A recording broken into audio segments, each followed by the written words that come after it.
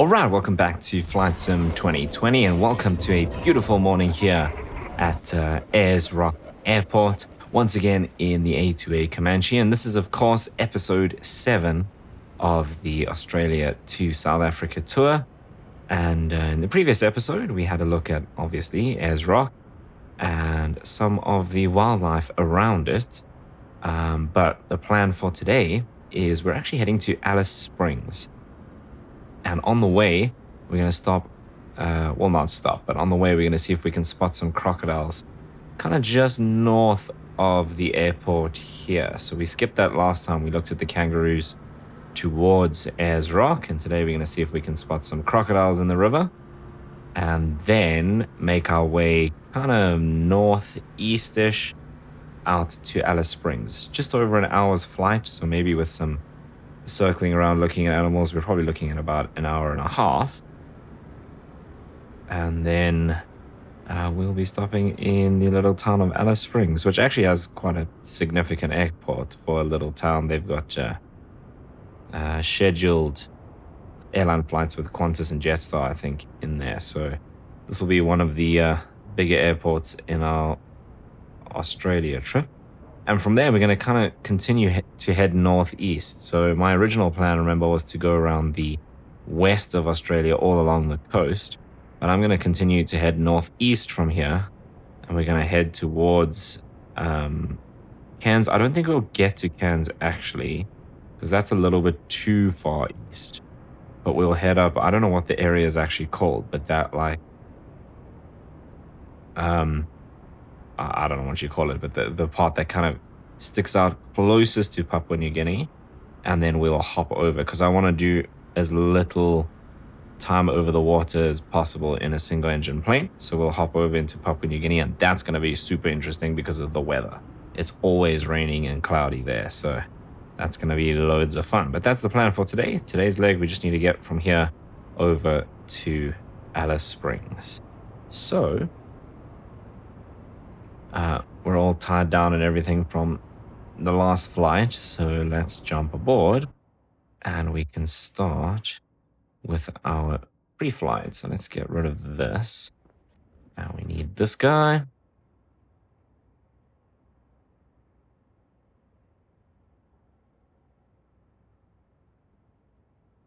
Right, so we'll start with our first checklist. Wind, not too much, but basically coming from in front of us, only 13 degrees outside. That's pretty cold, considering the rest of the time in Australia we've been in the high 30s. So it is obviously early morning here, so that's a factor.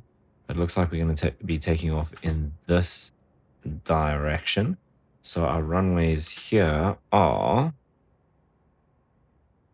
basically parallel to us. So we've got 3-1 and 1-3. We'll be using 1-3, and we'll probably do an intersection departure. So I think we'll do taxi Bravo, Delta, and take off from Charlie, so we don't have to taxi all the way out.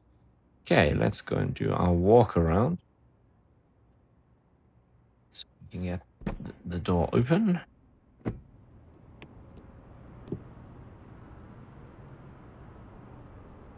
Right, what I will do, because it's been a while since we've flown the aircraft, is let's actually just get the master switch on, and we'll get the lights on just so we can check those, and the pitot as well.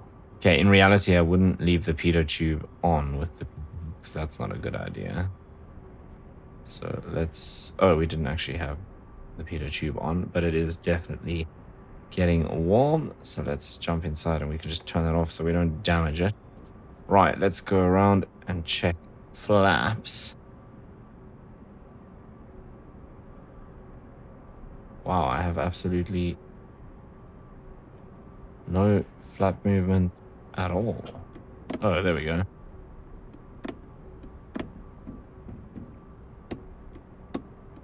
Sounds fine. Okay, aileron also. Oh, that's a little weird. No, it was just the way I moved it. Happy with that.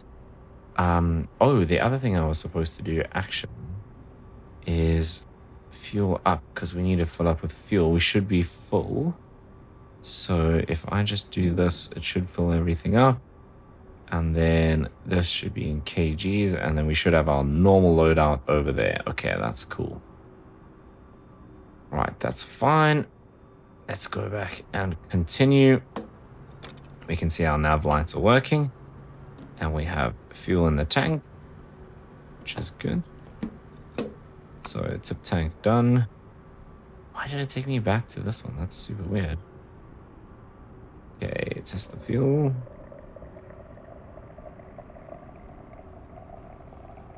Still yet to see any water in the fuel, which I suppose is a good thing. Wow, landing lights are definitely working.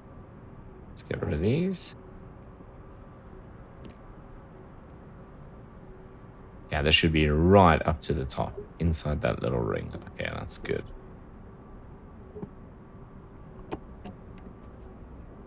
Get rid of the chocks. Strobe light's definitely working. Now, someone said on one of the previous videos, I think you have to have one of the main tanks selected in order for this to work. So there was a couple of videos where no fuel came out, and I believe it was because I had the fuel selector set to tip tank instead of to one of the main tanks. Right, oil is probably the most likely to be an issue. I think that's okay. Color looks fine. Wonder if that line is supposed to be what you compare it to. It's a little bit dark, but I mean, it's not like... And very dark, so I think we're good.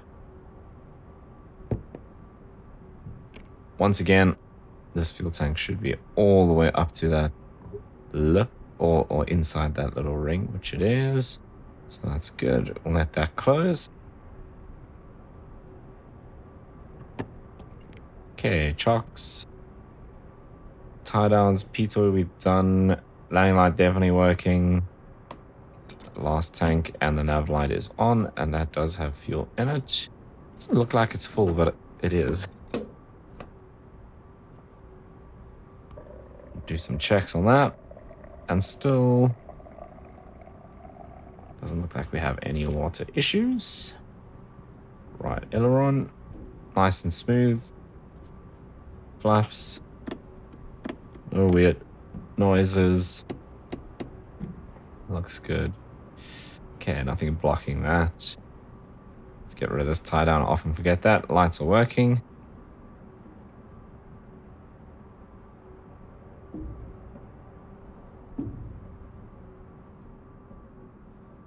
It feels a bit twitchy in the middle there, like a little bit sticky, but I think we are good.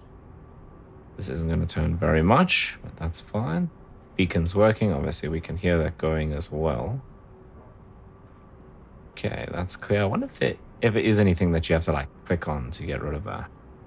Okay, luggage should all be already packed. Perfect. Let's just close that up, make sure it's locked. And we are back. Let's get all of this stuff off. Can leave the beacon on because we're going to start up shortly. So let's go back here. I wonder how much time we have on the battery before we run the battery down, because that is a legit concern. Okay, pre-flight passenger seatbelts, control locks, parking brake.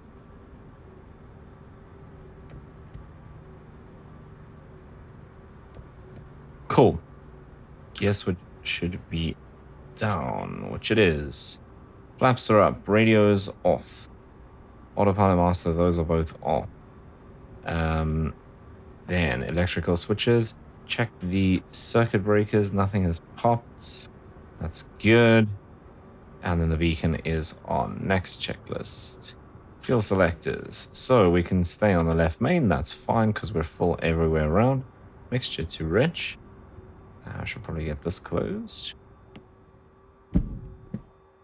Oh, we also probably don't need this on. Okay, let's just synchronize that. So that's the prop. Mixture and prop.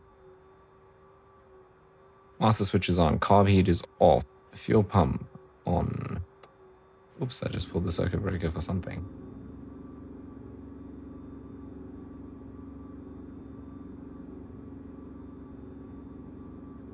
Okay, we're looking for fuel pressure, which we certainly have. So that can come off. Primer.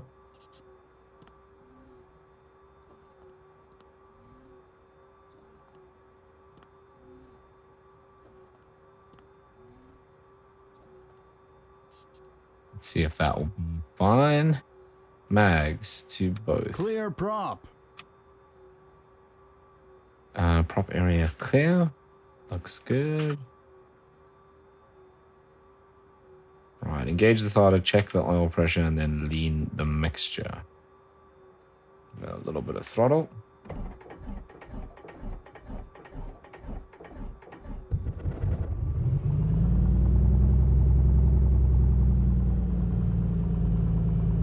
Okay, oil pressure in the green. Bring it back down to about 1,000.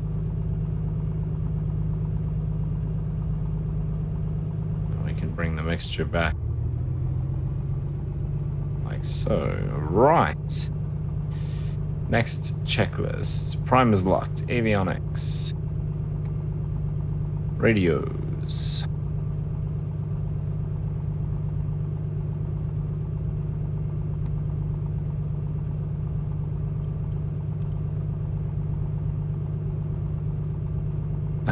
Transponder.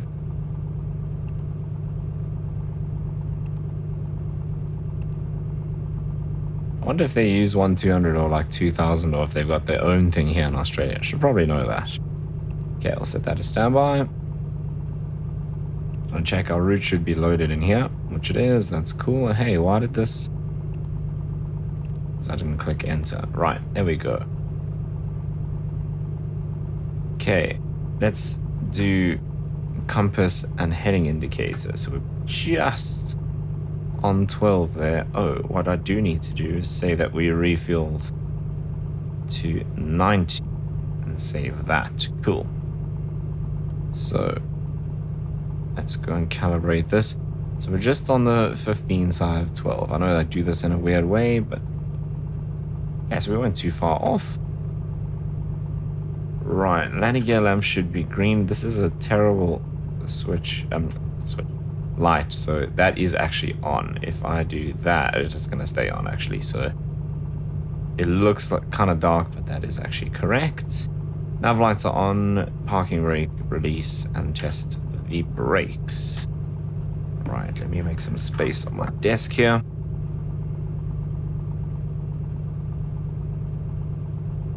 Okay, so we're gonna take a left turn here, and then left again, and then right on Bravo, left on Delta, right on Charlie. Or actually, we can just go left on Charlie all the way around. That's probably fine too. In fact, I'm pretty sure that they would keep us on Delta because it's a smaller taxiway. So if they had bigger aircraft coming in, they'd use Charlie. So we're gonna use Delta. Okay, release the parking brake. Check the brakes. I feel like it pulled to the right a little bit. Ooh, it is. Interesting. So, might have a little bit of an issue with either the right or left brake. Be that the right brake is engaging too much or probably sticking. So, we'll keep an eye on that. I might have to have that checked out at Alice Springs. It would be a good place to do that.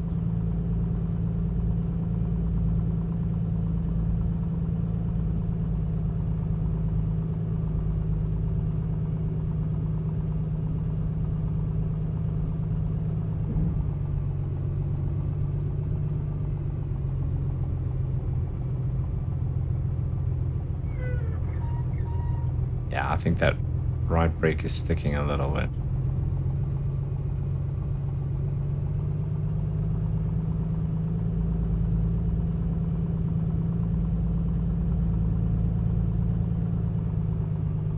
Okay, where are we going to do the run-up? I think we would do the run-up on Delta. So we don't block the intersection. But then we're going to be facing away from the wind. This is not too bad. I think we'll do that.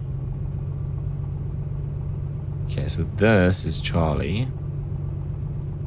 See, and that's the big taxiway. So I think we keep that clear in case they had like 737s and stuff coming in here. And we'll take the next one.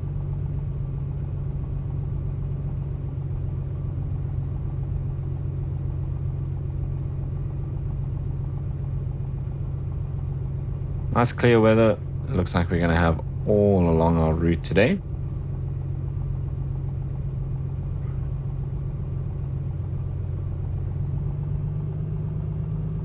And like I said, going into Papua New Guinea is going to be quite a challenge.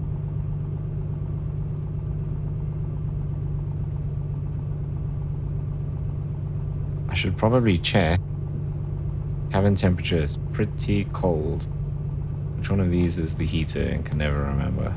Cabin vent, cabin heat. Let's get a bit of heat in here. Yeah, I'll check on that again in a bit. Mind you, we only need that checklist back when we do the run-up.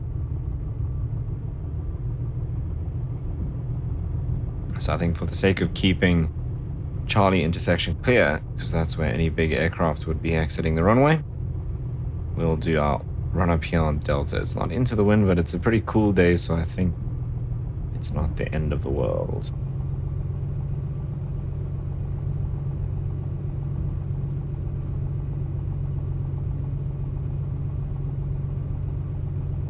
Okay, cabin temp is slowly coming up. Yeah, definitely pulling to the right a bit. Okay, parking brake. Right, let's go back to the checklist. Okay, we're on our left-hand tank. Let's just go rich on the mixture. We'll go up to about 2000 RPM. Just checking that our brakes do hold. Aha! I thought that might happen. So we definitely have an issue. Then it seems we've got an issue with the left brake. If I do this, let's see what happens.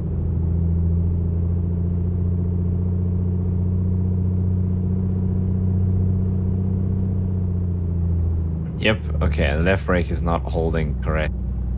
So I think we're going to go ahead and taxi back again and see if we can get someone to sort that out. Because that's going to be an issue. Okay, so we'll take a left here on to Charlie and go back to the apron. Get someone to check out our brakes.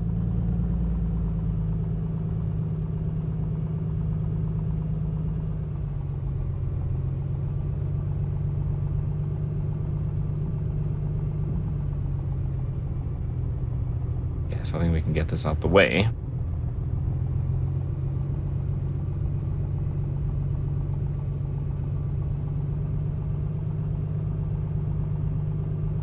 And the joys of having an aircraft that can actually have things go wrong, like in the real world. What issue did we have last time? I think it was the spark plugs? Not the spark, the magnetos.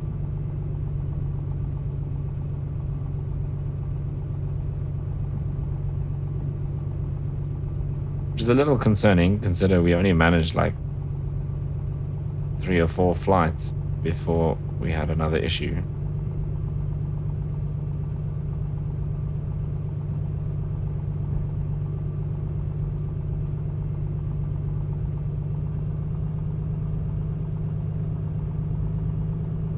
I think in reality you'd be a little bit more annoyed because it would cost real money to have this done. Ah, you can see Ayers Rock out in the distance there.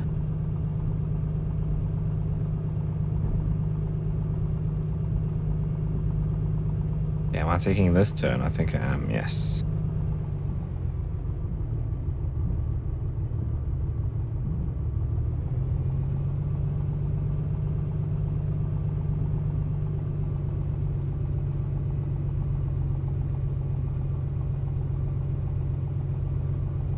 Right, might as well switch this stuff off so long.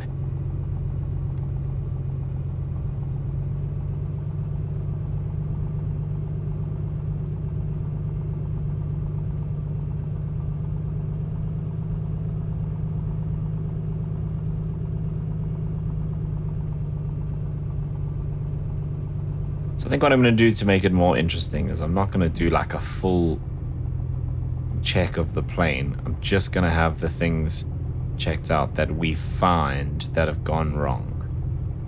Because obviously it would cost a lot of money each time to have everything checked. It's very easy in the sim, but you wouldn't want to have like a full breakdown of the aircraft and have everything checked every single time something goes wrong, because it would just take a long time and it would be very expensive. Hopefully we can still get out here today.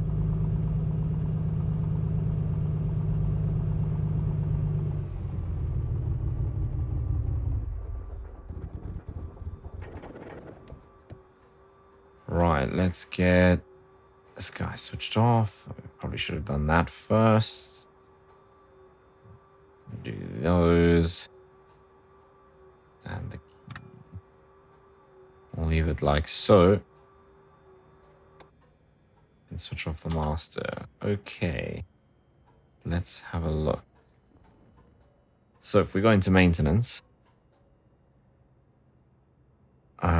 am I going to... I'm going to have to inspect the whole plane. So we won't inspect the engine. Yes. But otherwise we are... Can't just inspect certain things. No. So we're going to have to look at the entire thing. So let's see. So we do have a complete brake failure on the left, which is what we expected. So let's get that fixed. Plane is not airworthy, so we were right to not fly. So it's nice and quick in the sun. So what I'll do now is just extend the time, or not extend the time, but go ahead and just shift the time forward. I'll say it took them a few hours to find the issue and to fit some new brake pads. So I'll see you in just a bit. All right, so there we are. It is now midday. As you can see, it's actually clouded over. It's pretty hot. We're just over 30 degrees, I think. So it's taken them a couple of hours to sort out our brake issue, but we now have a brand new left-hand brake that is fitted, and it's time to see if we can get out of here. The clouds, I think, are a little bit higher than what we're going to be flying, so we should be okay. So we're going to do VFR.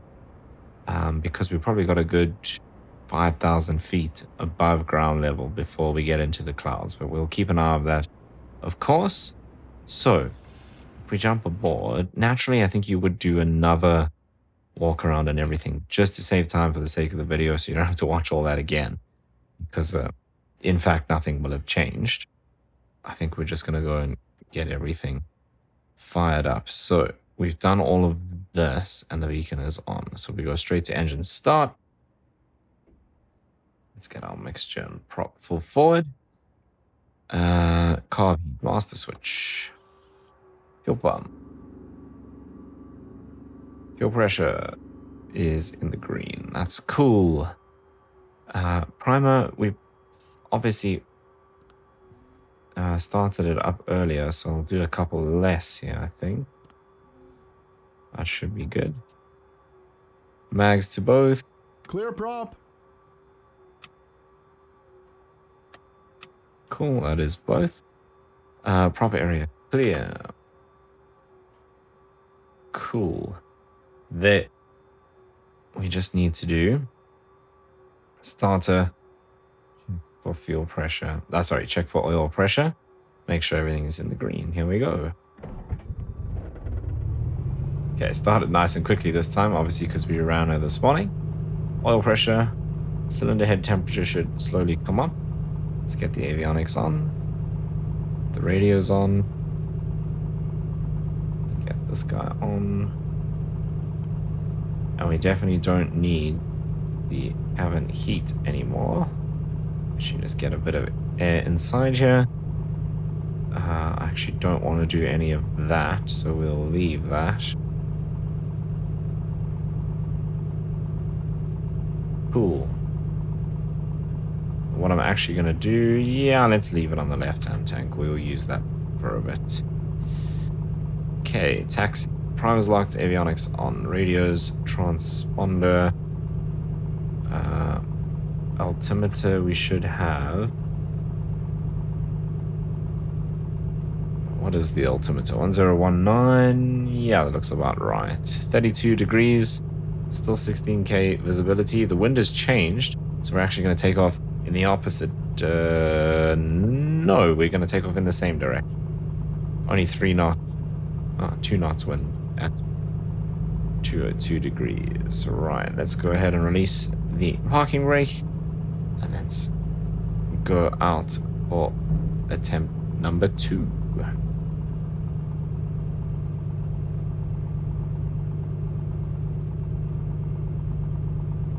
Okay, let's give it a bit of power and check our brakes here. It's better. Straight ahead. Okay, cool. So brakes do appear to be fixed. This over to run up and just check how hot we are in here. Hot. And it's going up. It's going up even though I have the ventilation on because it's hot outside. So not much we can do about that. Just gonna have to get airborne and into some cooler air. Right, actually really clouded over, but hopefully just stays at a high enough level that we can get out here VFR. Right, I'm gonna do the same thing. We could probably go straight ahead and take off from this intersection, but I'm gonna be on the safe side and take a bit of extra runway.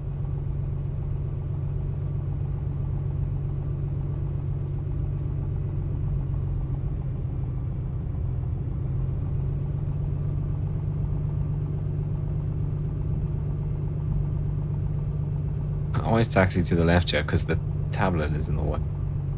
I taxi in the middle, I feel like I can't see very much.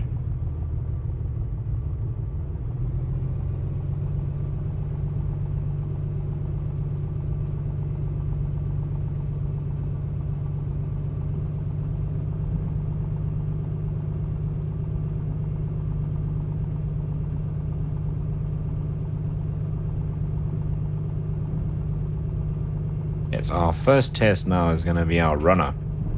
Our brakes, obviously this time, should hold us.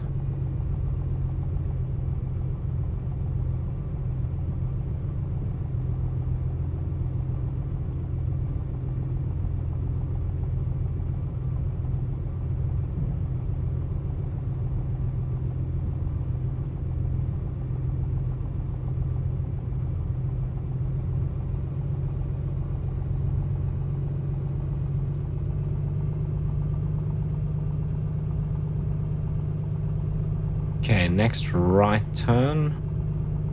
But just before the taxiway, we'll do our run up quickly.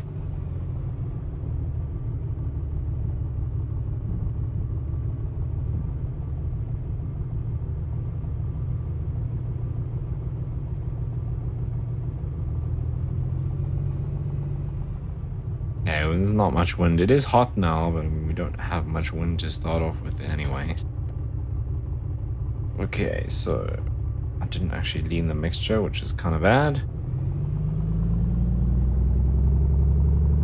Okay, as we get close to that 2000, checking that the brakes hold.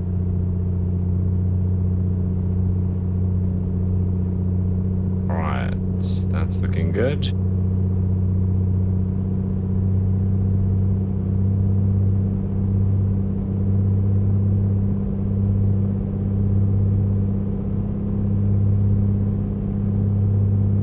Okay, it's holding nicely. There's on 2000 RPM. So, whoops. Fuel selectors, mixture, throttle, oil pressure, champ, everything in the green. Nice. Okay, let's check magneto drop.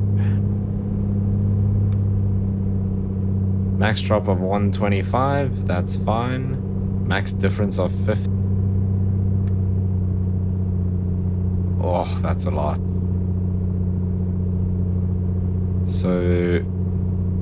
That's already 70, so we've got a drop of about 6. No, 80. Never gonna get to do this video. Really? You know what?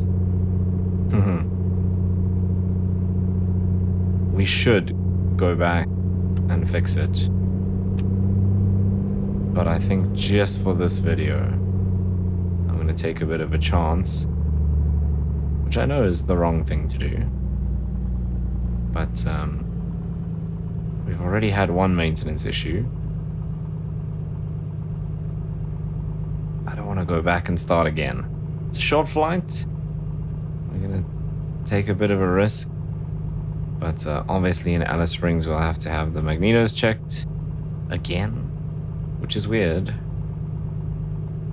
But yeah, obviously I'm not leaning it out enough here on the ground. Okay.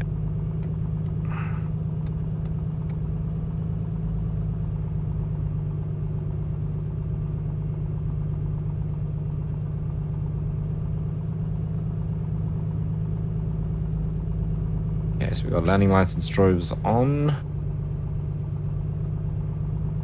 Elevator trim is neutral, rudder trim is neutral, doors latched, flaps up. We're on that left-hand tank. Fuel pump on. Carb heat we don't need, it's off. Engine gauges all in the green. Pitot heat is definitely not required at 32 degrees. Strobes are on, landing lights are on. Takeoff. Okay, so we go full throttle.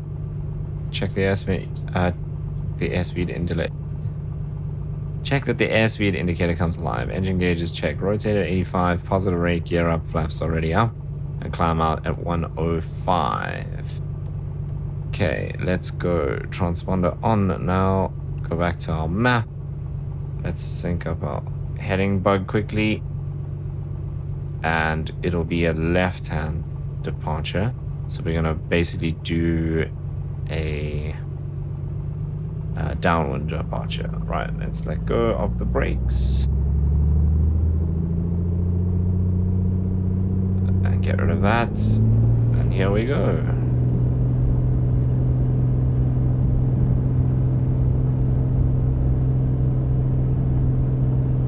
$60. Everything's in the green.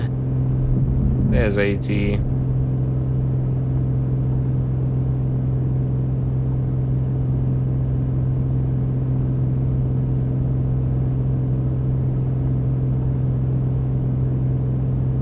Yeah, there's 100. No more runway. Gear up. Flaps already up. And we'll trim it to climb out at about 105.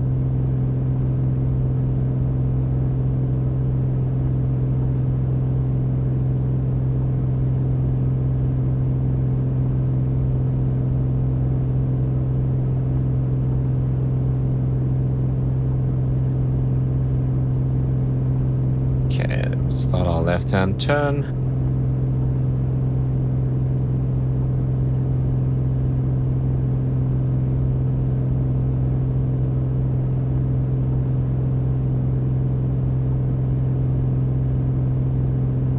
Yeah, I'm going to keep it pretty low, so we're going to level off here at 2.5, because obviously we're going to check out the crocodiles.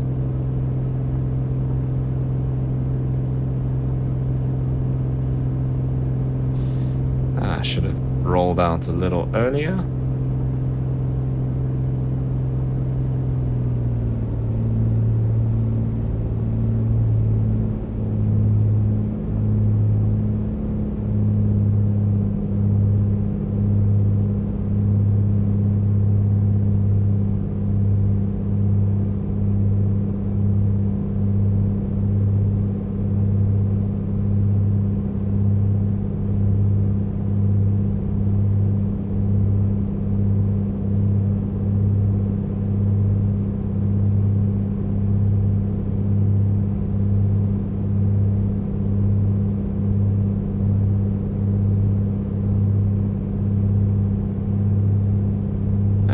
Okay, so we're a little high. Right, so let's get onto that GPS course, which I've set for the area that the crocodiles are in.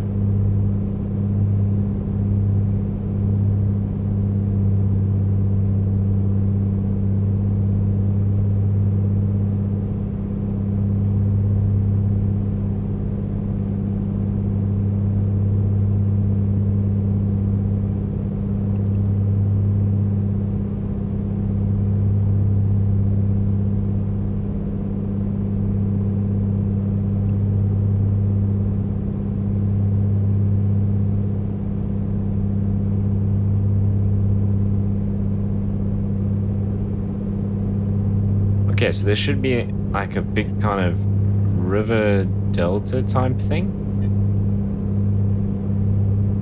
We'll have it on the GPS. What's the distance? 11 miles. Whether or not we can actually spot the crocodiles is going to be another story. I guess we're going up to about 3,000, and 2.5 feels pretty low. And we're going 11 miles, so I can easily drop us down once closer.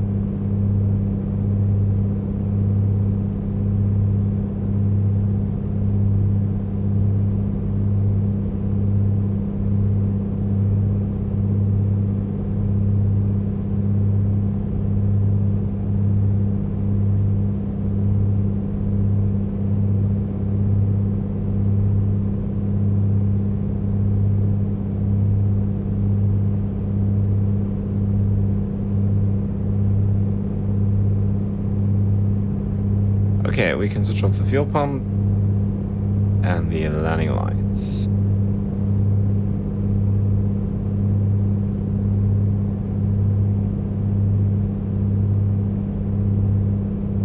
You just want to see here, because this will tell you. So for cruise, 24 inches, which is basically what we're at, 23.7, 18 to 200 to 2,400 RPM. And then mixture 50 rich.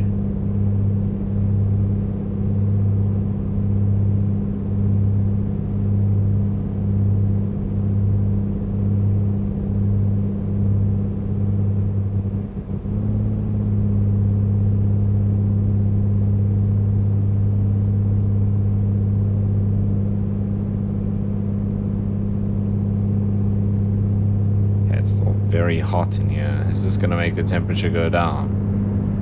Cool. It just makes a lot of noise.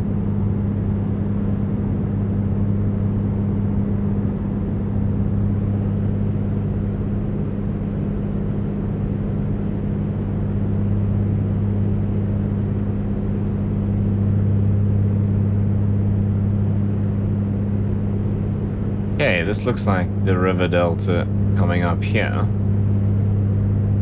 We're 5 miles out.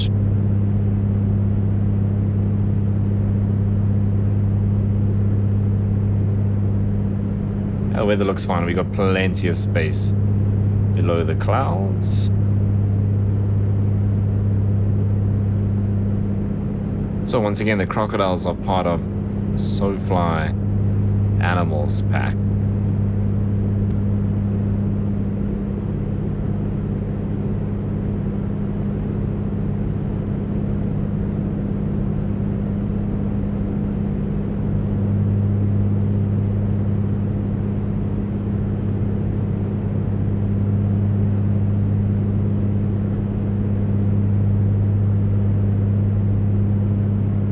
Right, so our GPS point is here over this part here.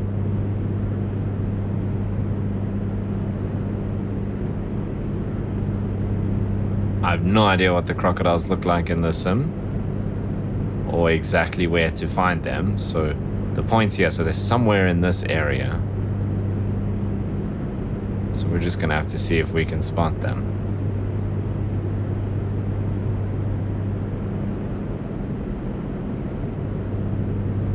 Might have to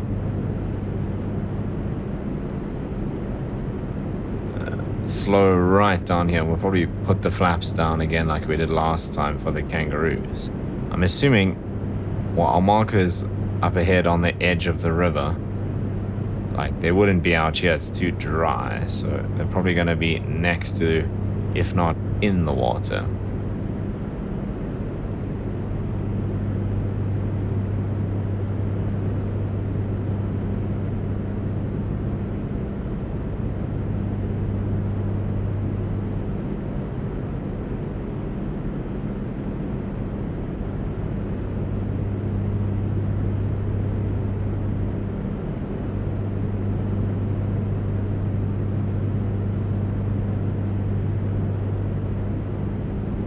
Probably just go along the edge of the water here.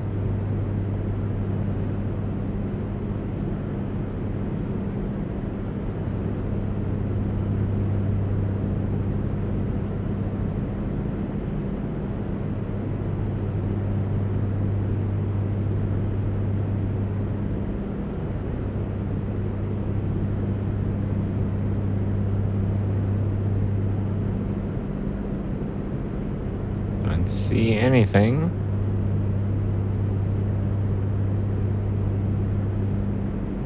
Okay, we need to slow down.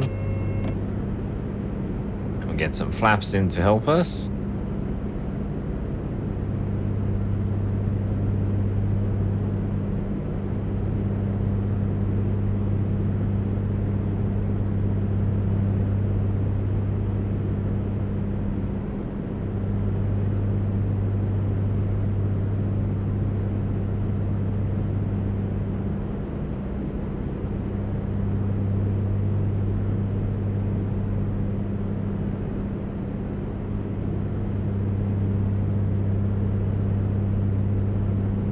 Ah, there they are.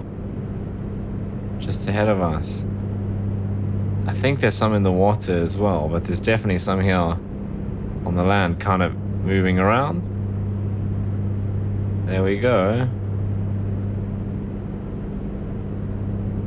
It's a bit random to have them like walking around so much so far from the water, but anyway. Let's see if we can check out these ones in the water. There they are there.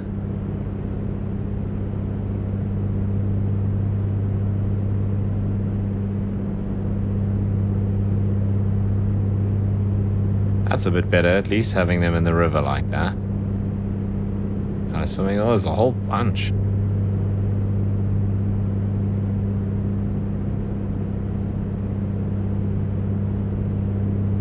Wow, pretty cool.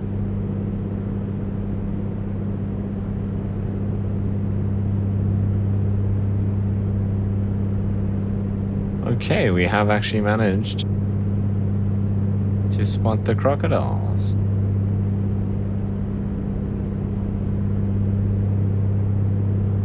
Yeah, I don't know how I feel about the ones just randomly walking around on land, but the ones in the water are pretty cool.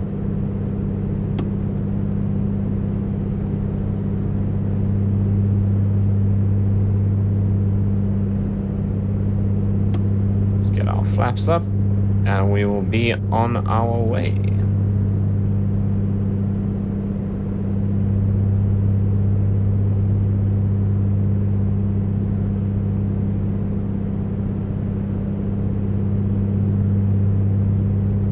Okay, so we're gonna go to, let's see if we can do 5,500.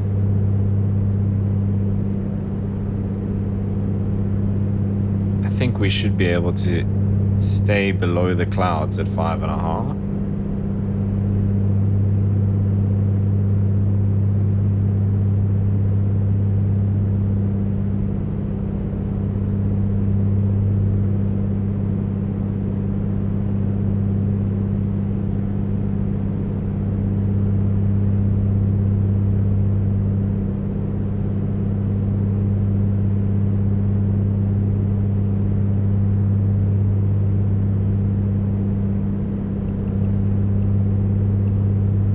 And then along the way, I've actually just plotted some small airports. So we're not going to be landing, we'll just be flying over them. And I like to do that just in case something goes wrong and we don't have to make an immediate landing, we're always flying to and from some airports, so we have somewhere to land if needed. And I think that's probably going to be my method throughout this trip.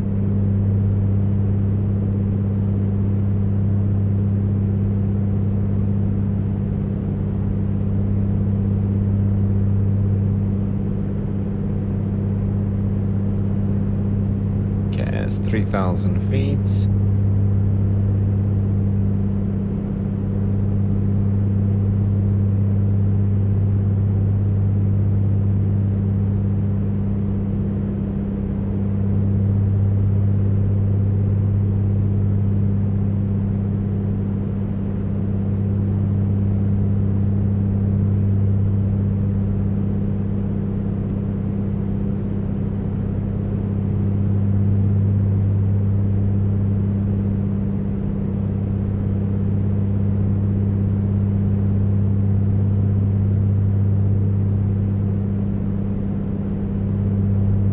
Coming up to 3.5.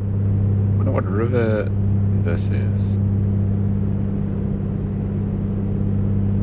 Or is this a... I mean, it looks more like a dam, but it's very long.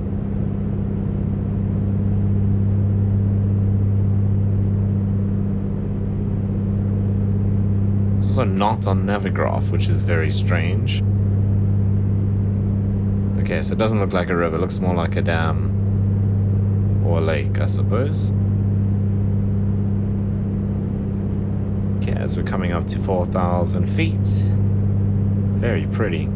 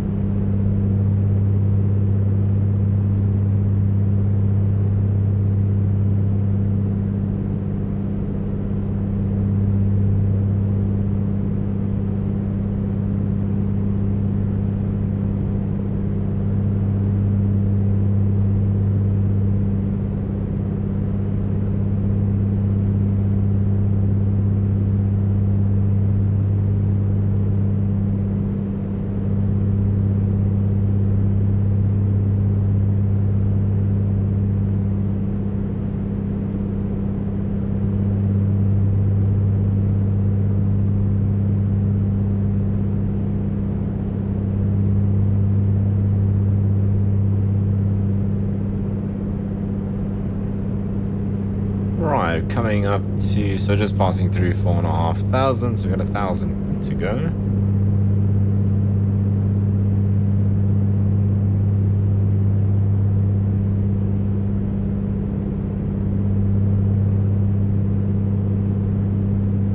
"46 miles to the first little airport," so I'll check the time once we level off and we pick up, because we're still climbing out at 105 miles per hour.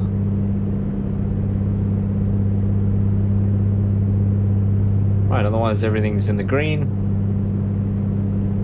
Plenty of fuel on board because we're full. We got about 6 hours endurance.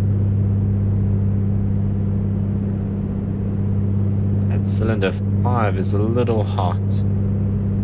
Let's put in a bit more mixture to bring that temp down a little bit.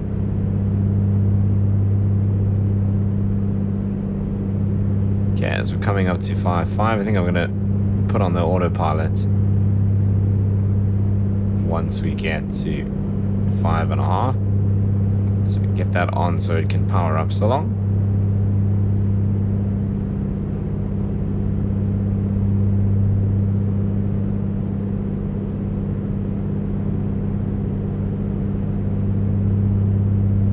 Alright, there's 5,500 feet.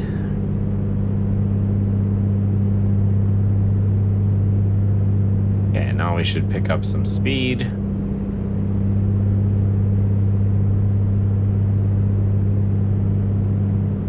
Just keep adjusting the trim.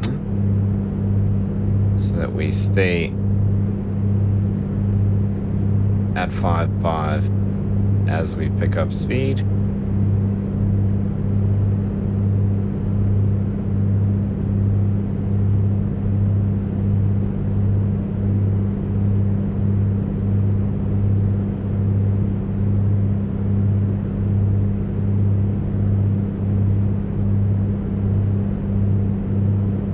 Now we can put a little bit more power in to get to that 24. That'll give us a little bit more speed. So we're now 24, around 2,000 RPM. Bring the RPM down just a bit.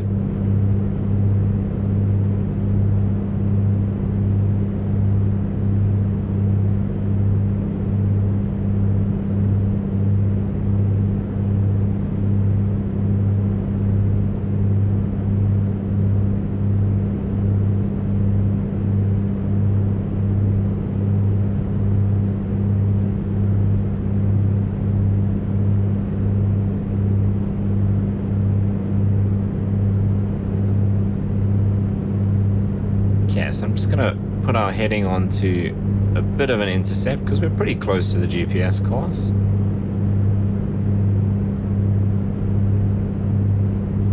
Right.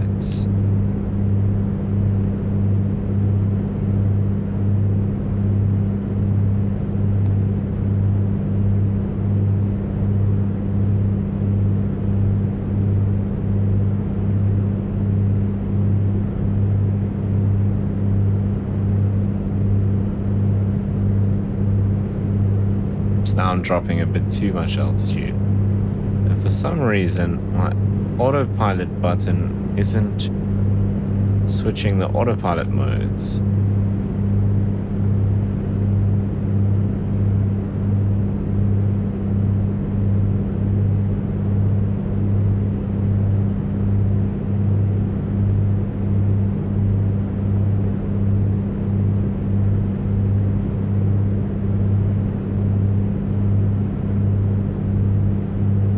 Geez, it dropped a lot of altitude while I'm messing with that. That's bad.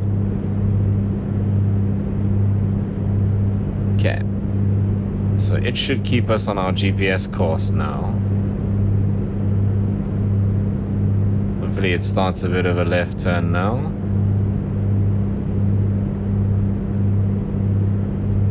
That's looking good. Just bring the altitude up. And then I'll engage the altitude hold as well.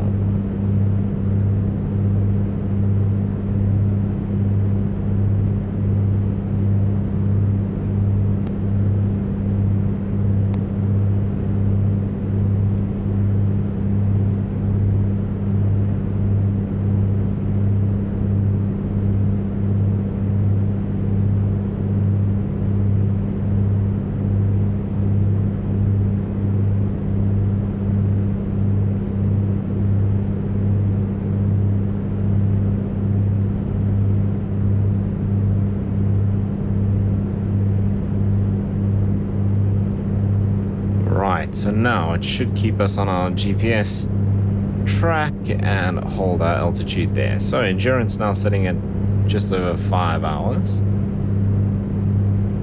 We've got an hour to go, it seems, to the first airport.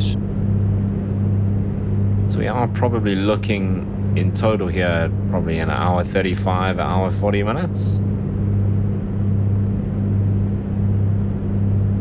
Okay, we've had our engine running for almost 30 minutes, which means it's about time to switch our fuel tanks over.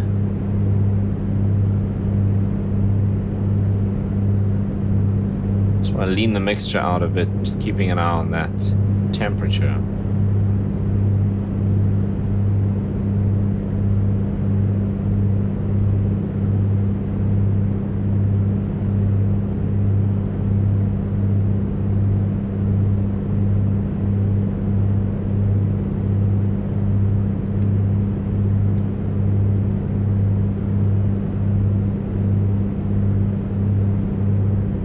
So let's go on to the right hand tank.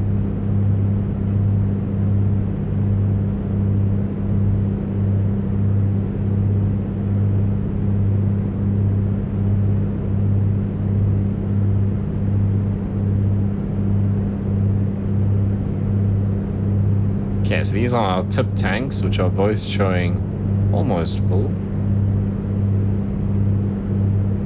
Thought they would be all the way full. They didn't look 100% full. So maybe they're not 100% full, I suppose. Okay, so we'll use our right-hand tank until we're just kind of down to that dot, and then we're going to go to the aux, to the tip tanks. Now we picked up a little bit of speed, so we should be under an hour, and we're showing 58 minutes.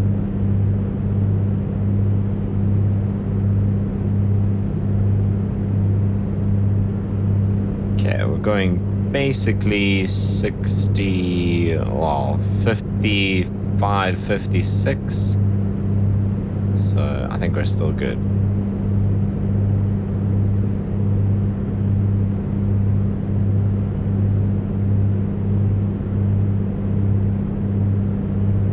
Quite pretty with all the clouds. At least they're kind of staying up there,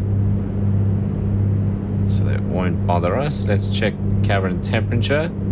Pretty much perfect.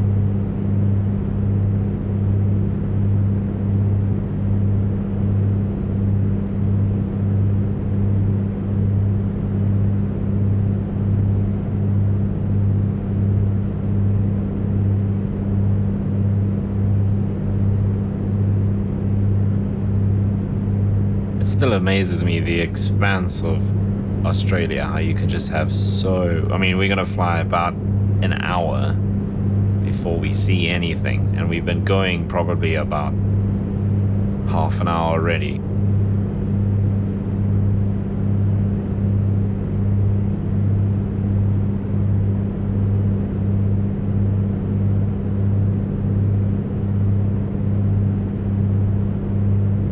Okay, otherwise everything is in the green.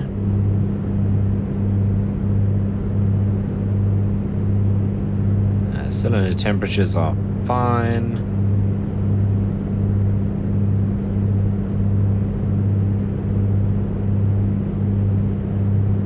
Six and a half hours endurance now that I've leaned out the mixture a bit more.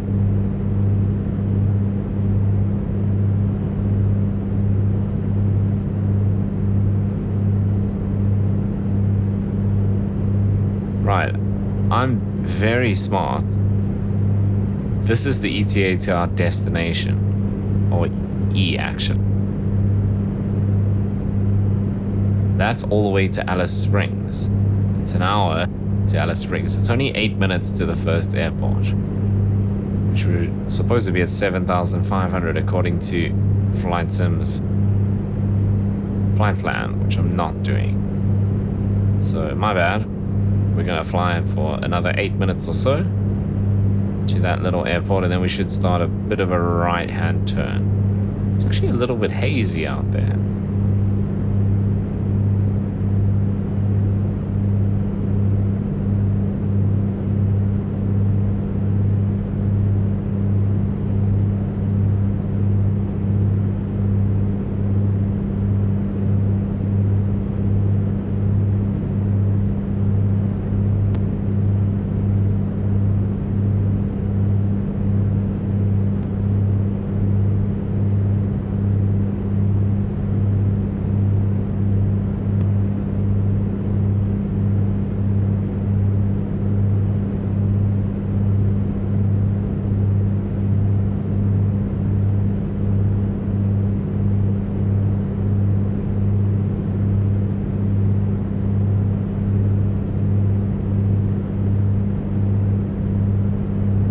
Just talking about the Sofly Animals pack, if you do want to find kangaroos, Alice Springs is a good place to look. We might actually have a look at the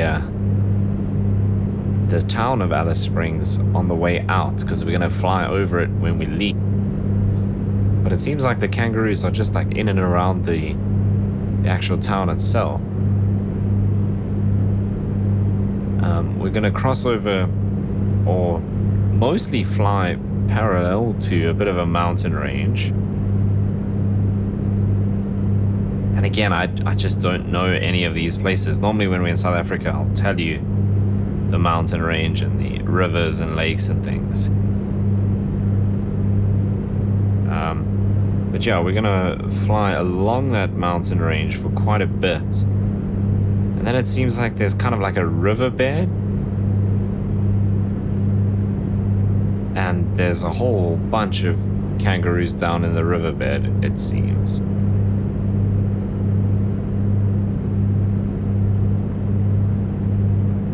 Actually, it looks like quite a cool little town, Alice Springs.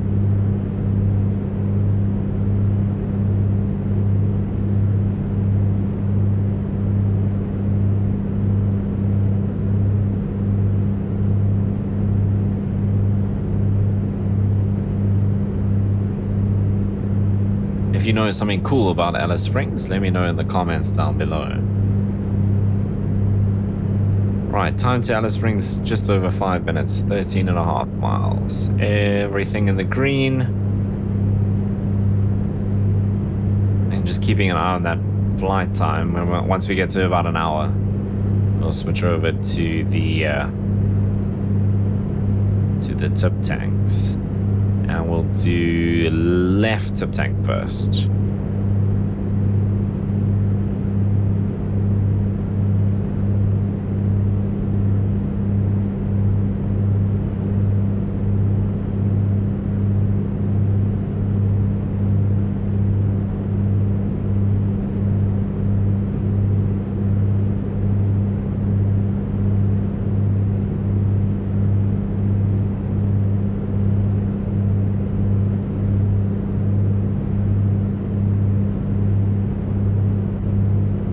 Alice Springs runway setup. They've got 2 runways.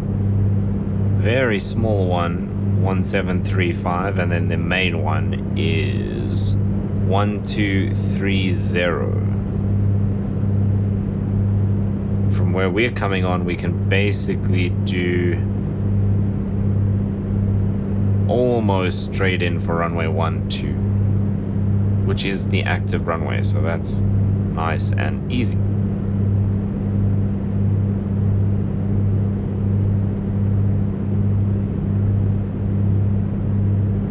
There's a bit of that haze I was talking about.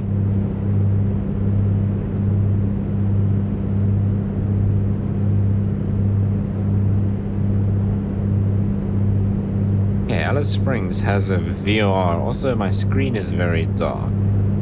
Those are 2 very unrelated things. How did I do this last time? Here. System?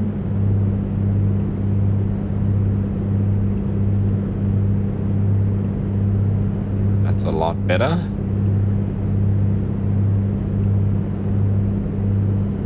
Okay, Alice Springs VOR is 115.9. So I'm actually going to dial that on here.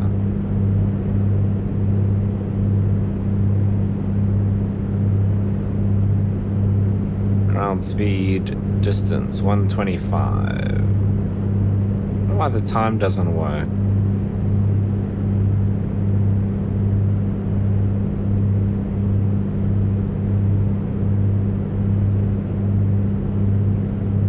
Right, as we're coming up to our first little airport, which is Kings Creek.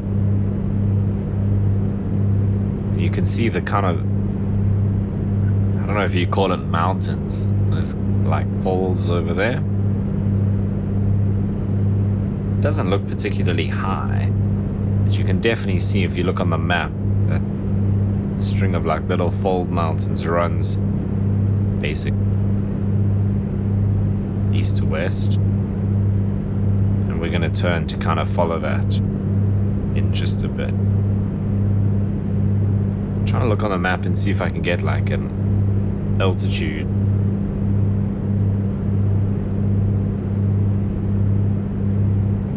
Yeah, so it looks like we're in the highest parts of this Only like 3,000 feet.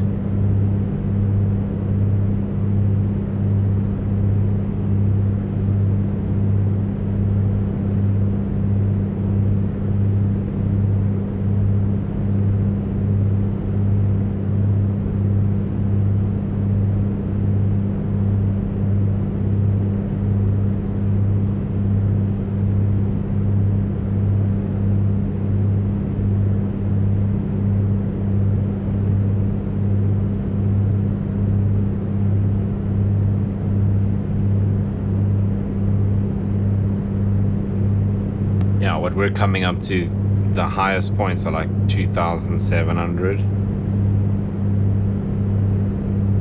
3,000, 2,300. Yeah, so not super big mountain range. There's the little town. This must be Kings Creek.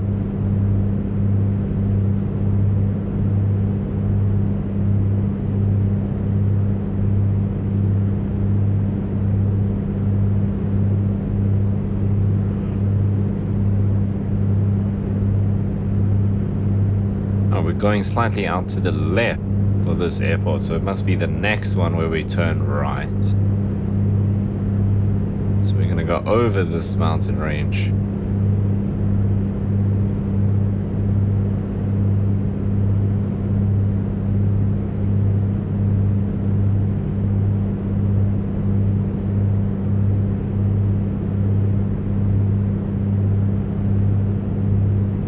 Okay, double check. Manifold pressure is good, RPM is good, cylinder head temperatures all in the green. Then fuel's fine, we're coming up to 43 minutes. Oil pressure and oil temperature. Autopilot, we're still good at 5.5 and we are on our GPS course.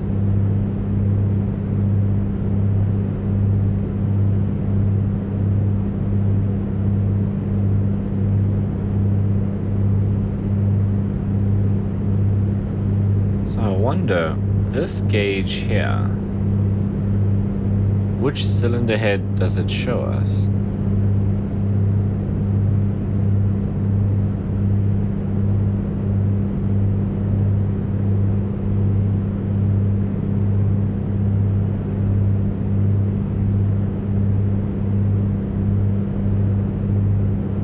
Doesn't seem to be a way to like switch it.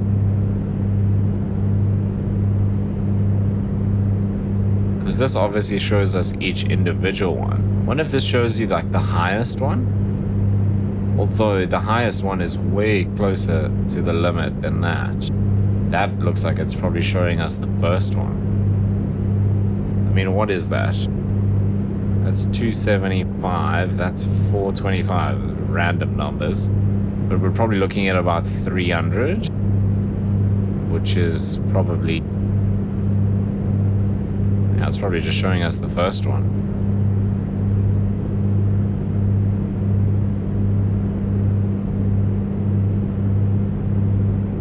Right, we've switched over to our next waypoint.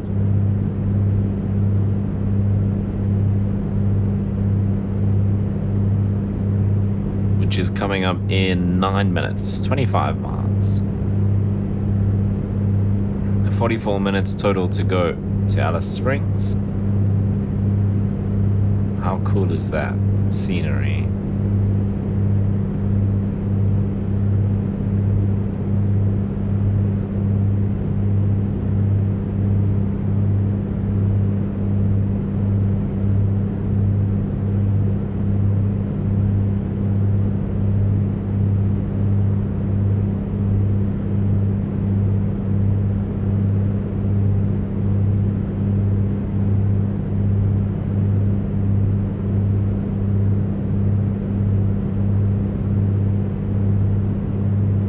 According to our compass, we're doing exactly 50 degrees.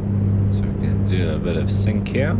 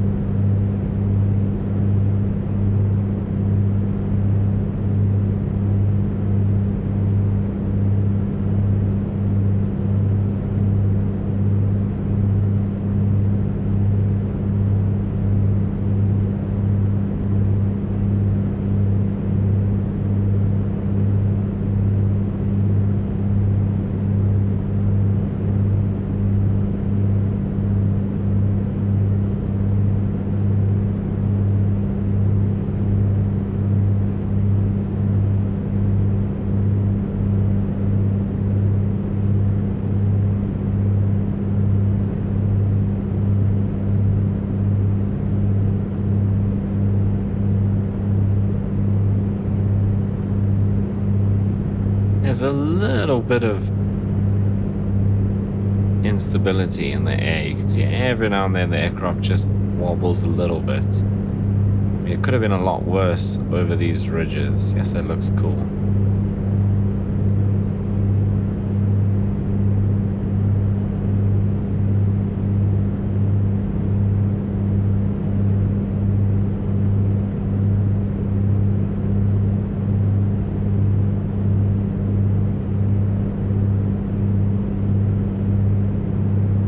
You think with high temperature like 32 on this kind of barren ground, plus the hills, that it could be pretty unstable here, but it's actually fine.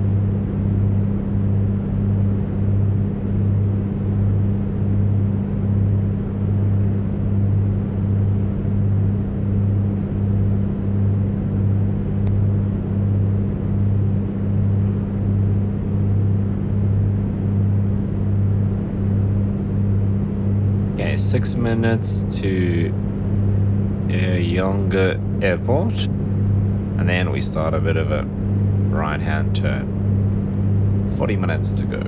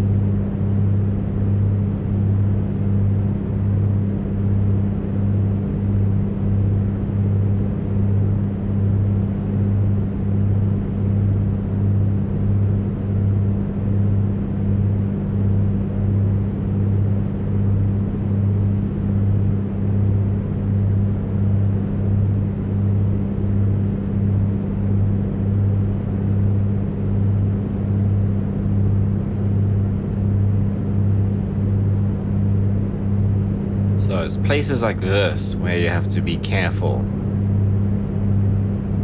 Because if we had an engine failure now... Okay, I'd turn back to go towards that kind of riverbed. Once you get into this, there's nowhere flat. Okay, it looks like there's another river up ahead.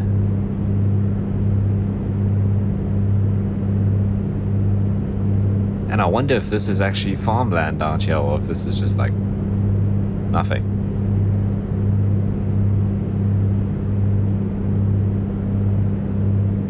Because I mean, this terrain would be a bit of a mission. Most of the farming they do out here is cattle farming, I believe. They've got enormous ranches with millions of cattle.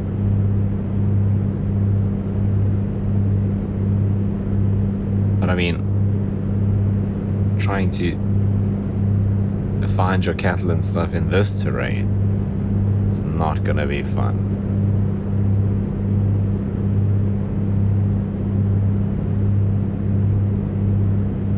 They should do quite a lot of their cattle mustering with helicopters out in Australia just because of the distances you have to cover.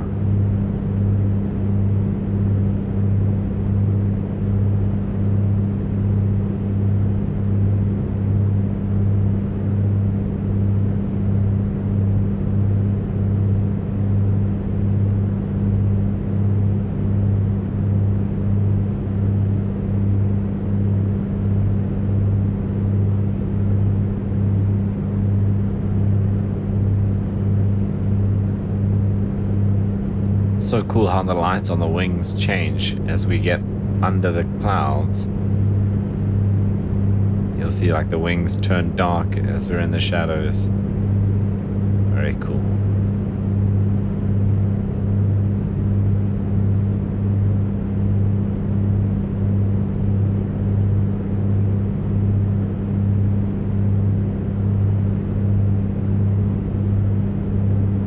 little bit of movement in the air over the ridges there.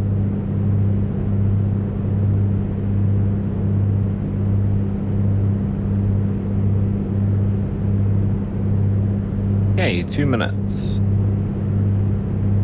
to the next airport. 36 to go. Everything looks good.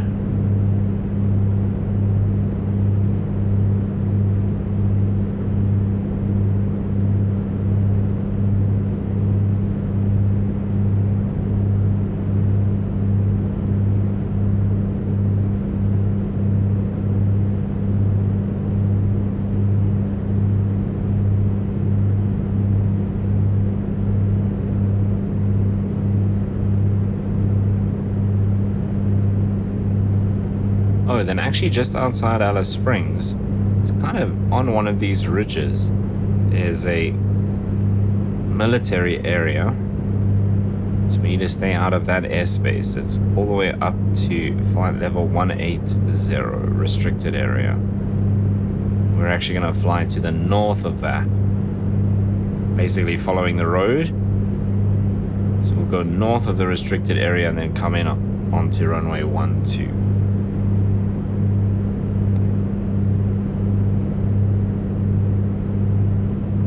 Should see it on the GPS as well, actually.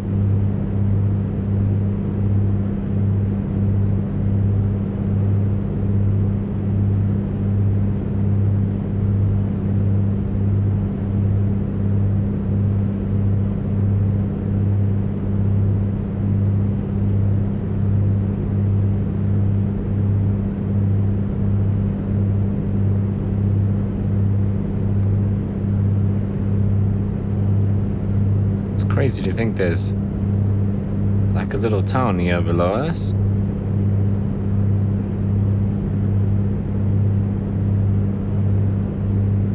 So I guess out here it's either farming or mining, I suppose. I'd say this is probably a mining town with this terrain around.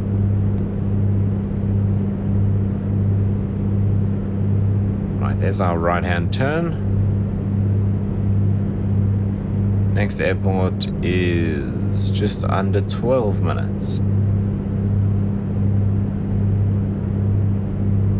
34 minutes to destination, all in the green, coming up to 55 minutes, so almost time to switch tanks again.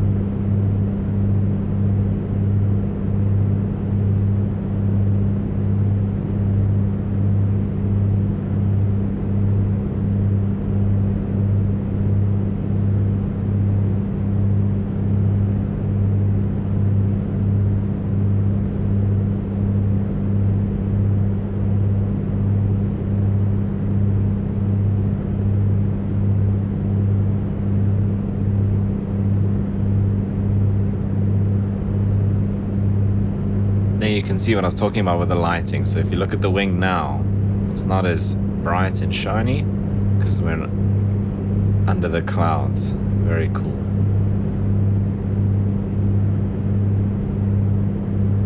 Okay, I should probably check the temperature of the cabin. 26, so actually still a little warm.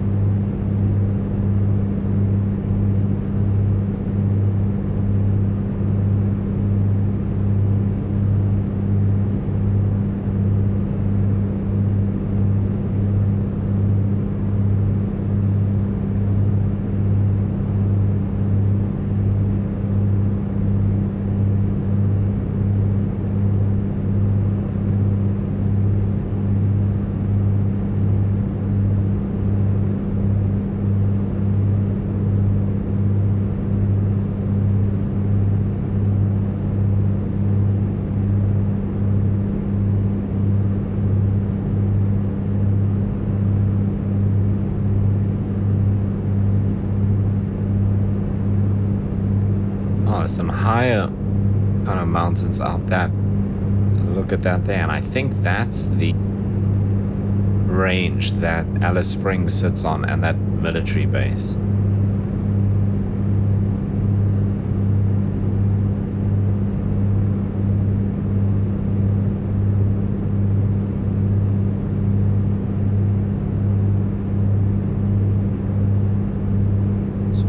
across kind of this open area and then get onto that next mountain range.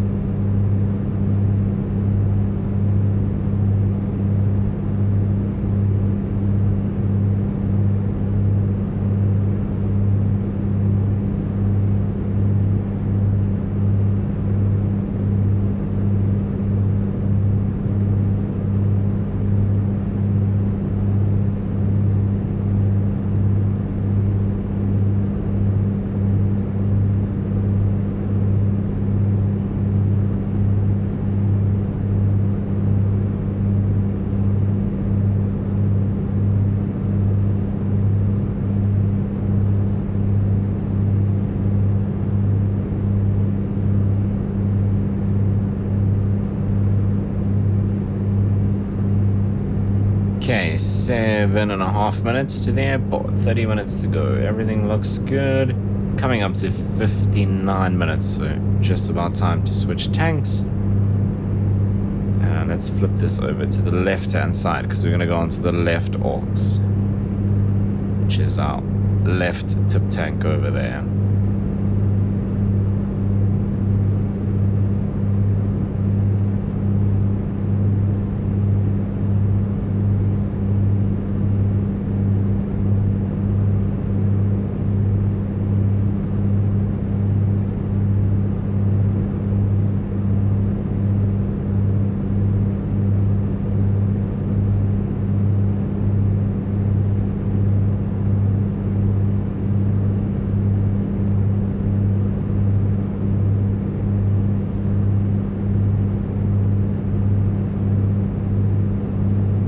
Maybe I should let it run for just over an hour, because obviously the left tank we used the first time when we taxied out and then had to go back to get our brakes fixed.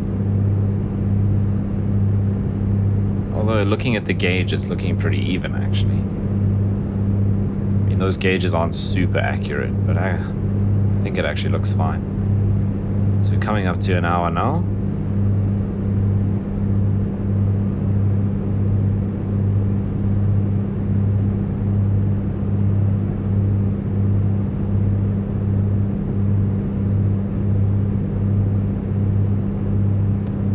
Right, let's switch over.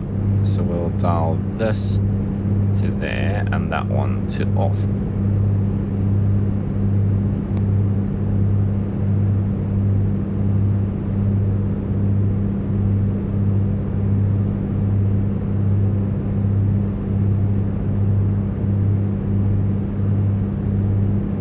Cool, autopilot is still nicely keeping us 5,500 feet and on our GPS course.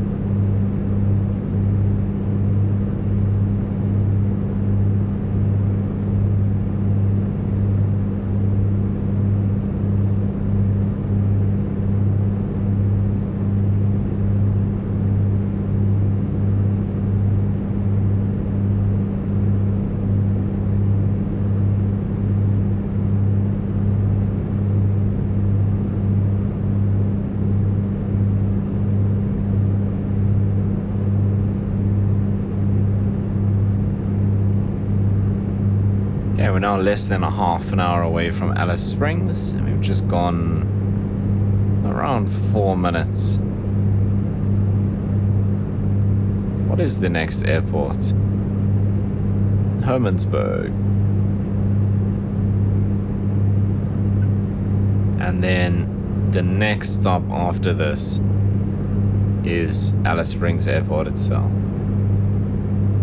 Yeah, so I was actually looking at this road earlier, and that looks like it comes up onto the hill here, or onto the mountain. There's a whole bunch of little roads and stuff out there. But then the town and the airport is kind of just on the low ground here, it looks like. Yeah, because we're still 3 minutes out.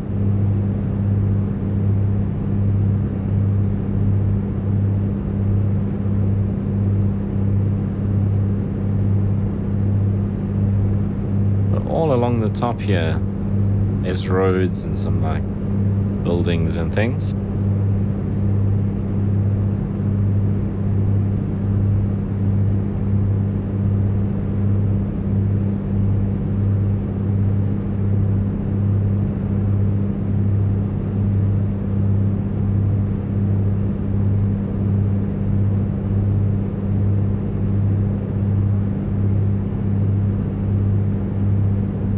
There's the town in front of us.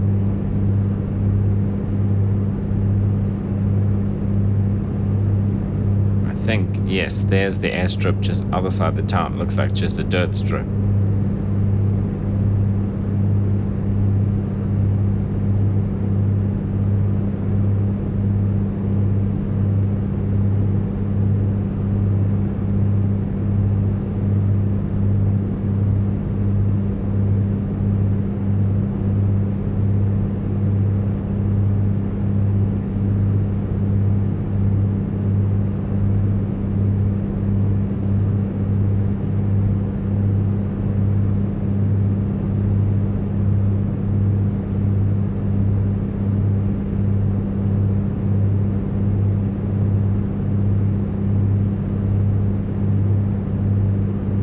See the airstrip. It looks like it's actually got 3 runways. And quite common to see little airstrips like that with 3 runways in a kind of triangle. So, especially when the runways are short, you gotta make sure you're always landing into the wind. Maybe it's just 2 runways, this one. The one closest to us looks kind of small. Yeah, it could be 3.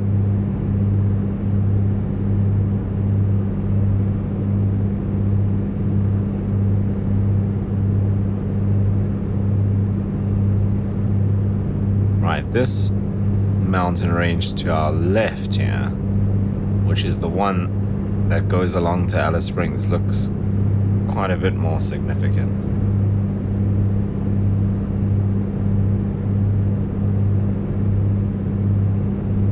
Passing over that little airfield now. Bit of a right turn to take us directly to Alice Springs. We're just going to make a bit of a detour when we get closer to stay out of that restricted area.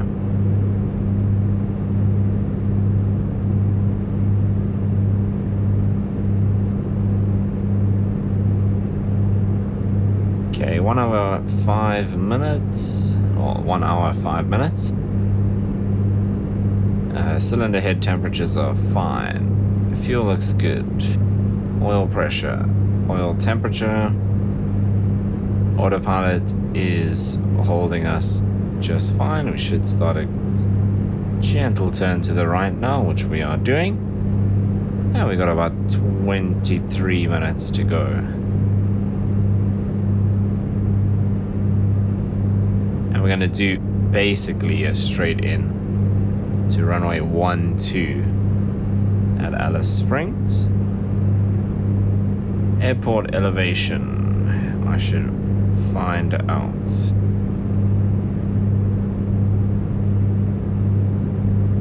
(1,789 feet). So we'll come down to pattern altitude. Let's call it 1,800, so 2,800.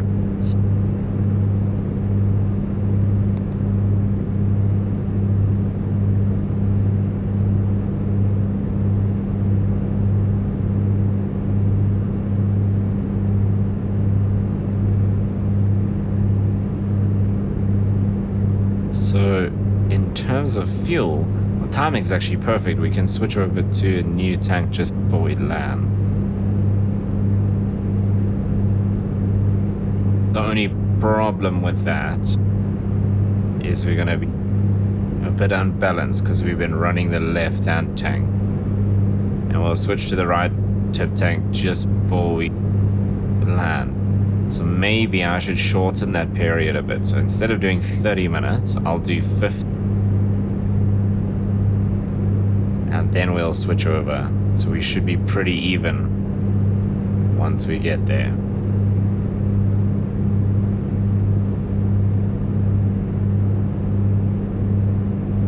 So we're on 108, so around 115. So we got about 7 minutes. I don't know why that took me so long. And then we switch to the other tip tank. Keep it nice and balanced for when we land.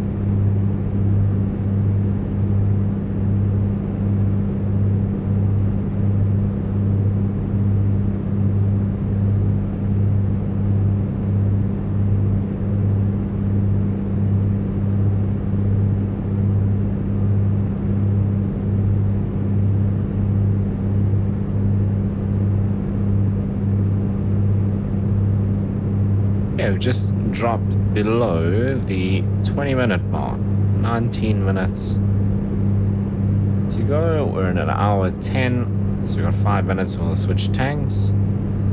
Everything else looks good in the green.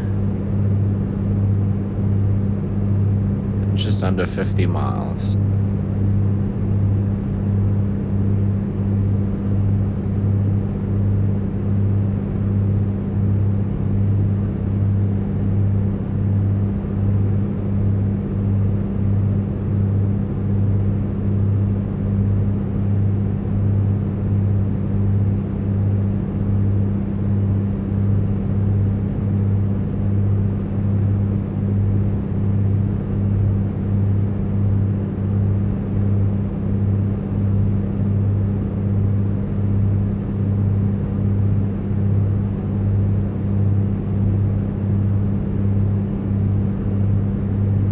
I'm getting this ready for when we get to that restricted airspace, because we're basically heading straight for the middle of it.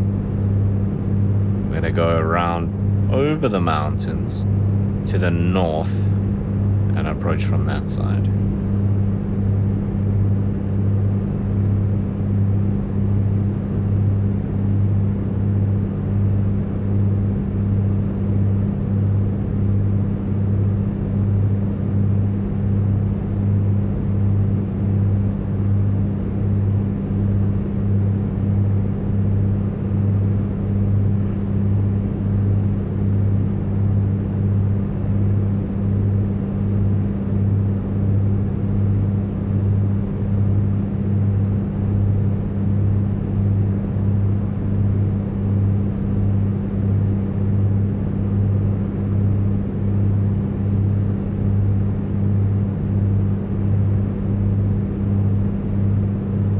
Alice Springs obviously does have instrument approaches. They got ILS for 1-2 and ILS 30.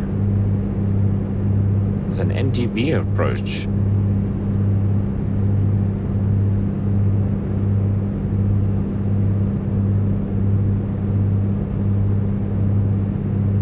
Interesting. But yeah, on a day like today, we definitely don't need an instrument approach. It'll be perfectly fine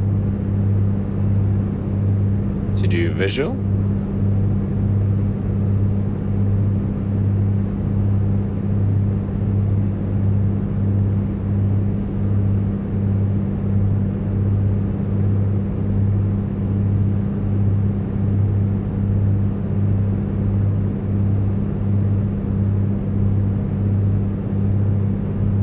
This is probably the best scenery we've had on this trip so far.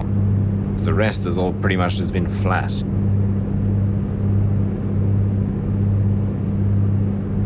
Well, I guess we did fly over Perth, which was quite cool.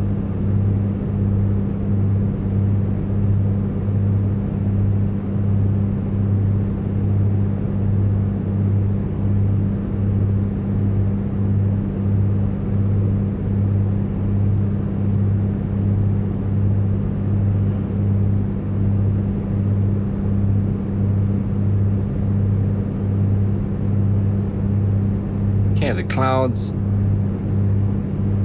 yeah, they seem to be at the same level.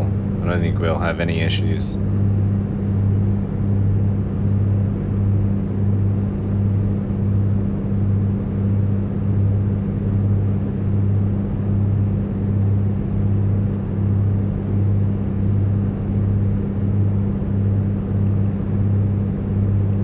wonder if we'll see that restricted airspace. I think it's that. No,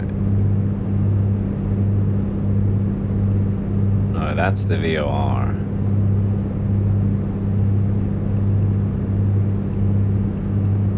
So it doesn't look like it's actually on. Oh no, there it is. That's it there. So we're gonna go around this side.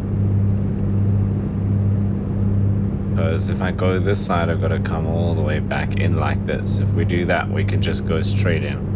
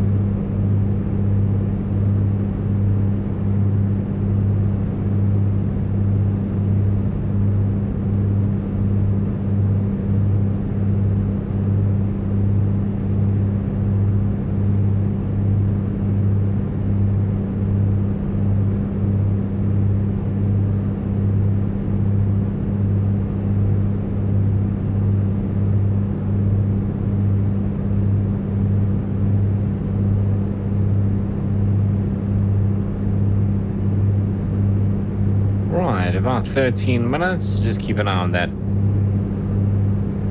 restricted airspace and just make sure we go around it. Oh, actually forgot to switch tanks. We're now 16. Okay, so we're pretty much on time. So we'll go that tip tank and that off.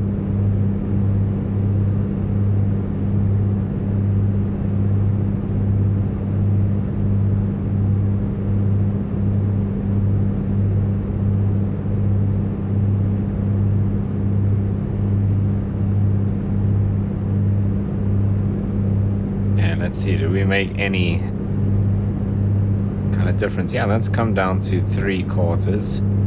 It goes up a little bit, so I guess this one's just below 3/4.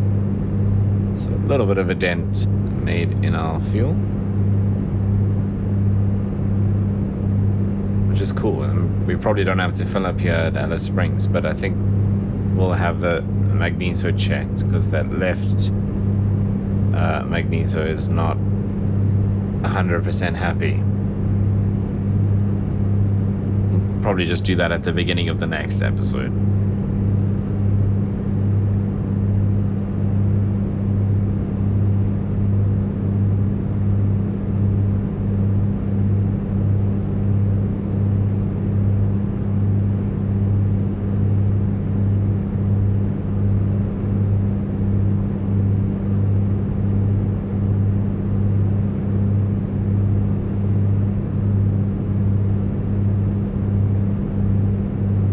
It's actually just a road that we're sort of following. It's actually going to go up to the left, and I mean that road heads into Alice Springs, and it does go just north of the restricted airspace, so I might kind of just follow that.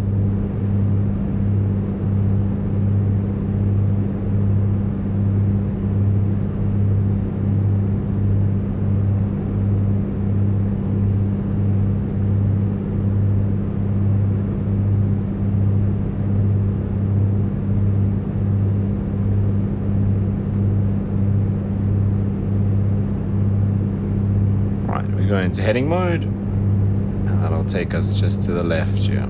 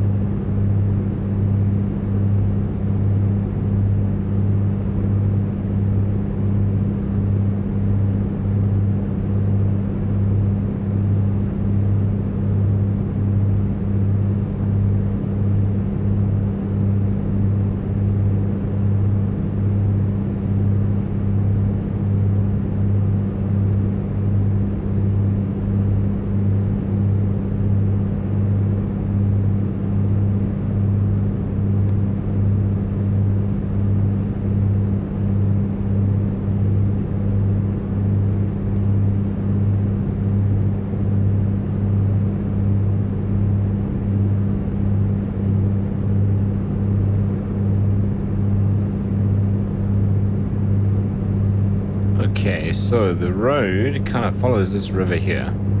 It's going to go off more to the left, but basically exactly where we're heading now. It swings around again to the right, so we'll join up with it pretty much just other side the restricted airspace, so that's cool. We'll probably actually come a few degrees to the right, but I think we're fine.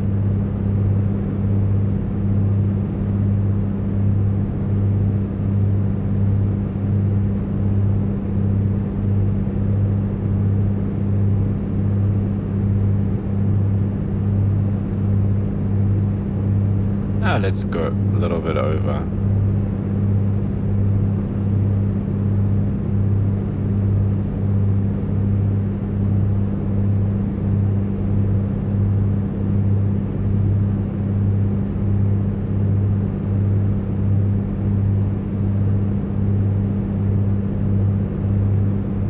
There's that military facility over there.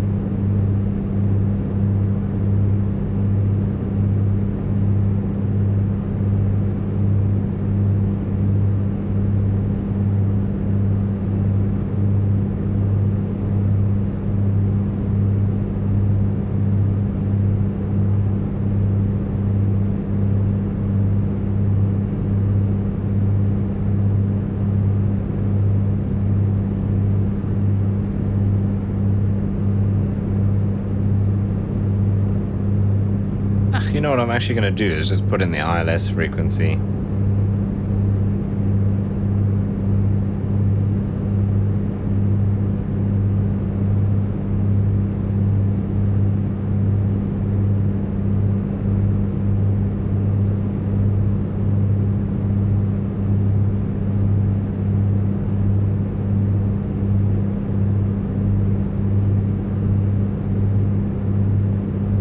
So it's 109.1. Put this back to VR and we'll see once we capture that. The actual heading, this could have been pretty fun because it's got a DME arc actually, but it's going to take us so far out. We'll actually be turning left now.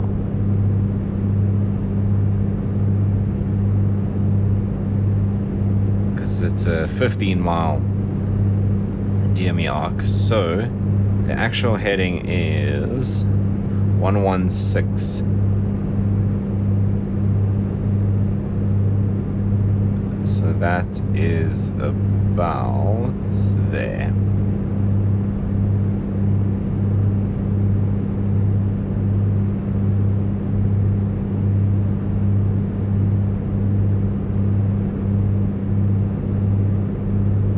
Okay, we can probably start descending a little bit.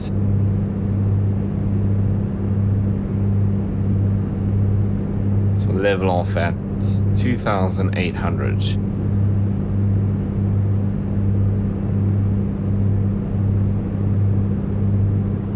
And I pick up quite a bit of speed because I'm just leaving the power as is.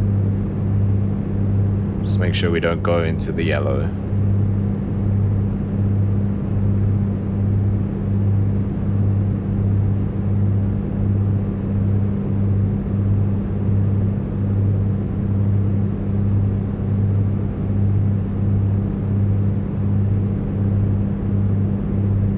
Actually going to bring the power back a little bit.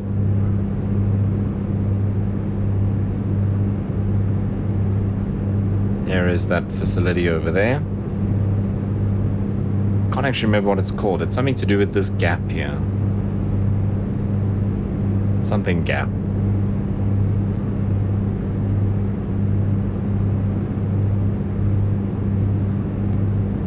And the town is kind of in that direction.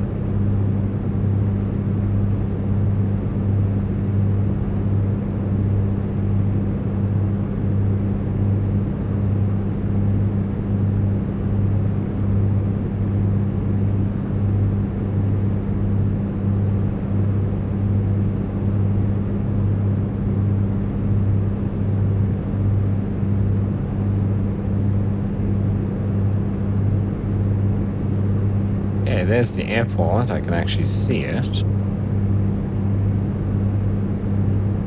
I'm not picking up the localizer though, which is interesting because we should be.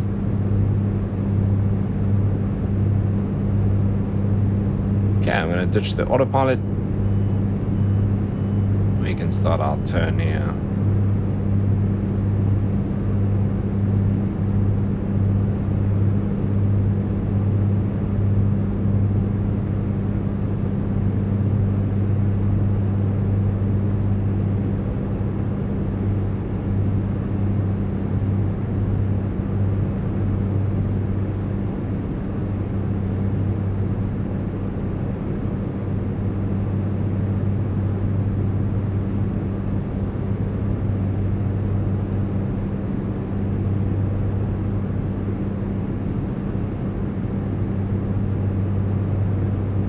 Oh, I dialed in the wrong frequency. Amazing.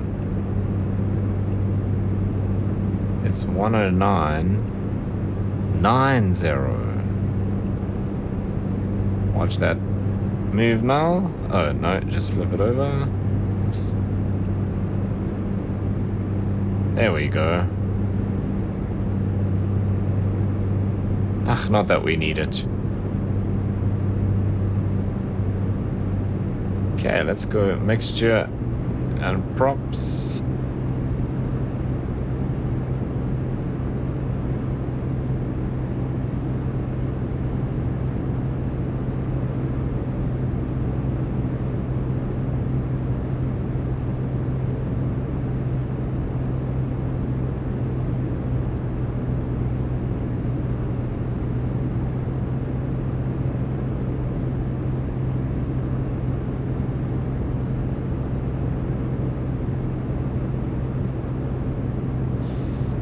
Okay, landing lights, fuel pump.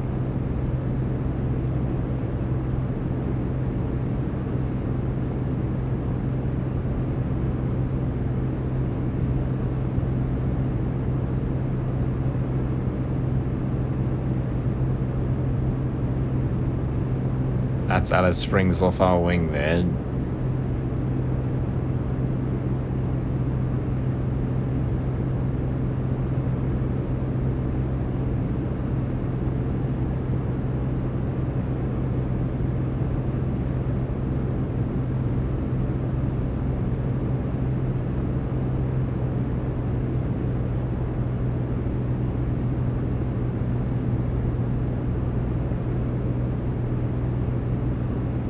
Okay, we're about 4 miles out.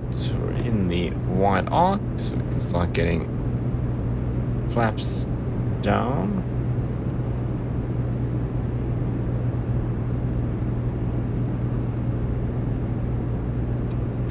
Get the gear down as well. That'll help us slow down a bit.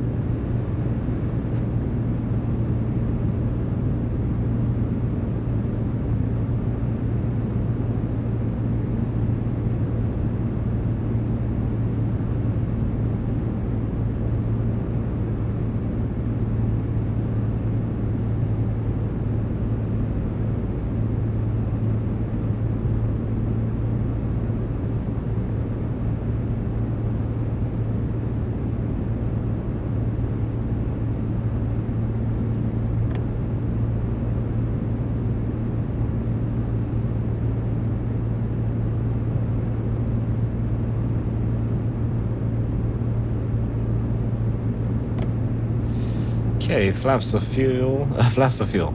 Flaps are full. And I think we're all cool for landing. Gear down with the green light that you can barely see.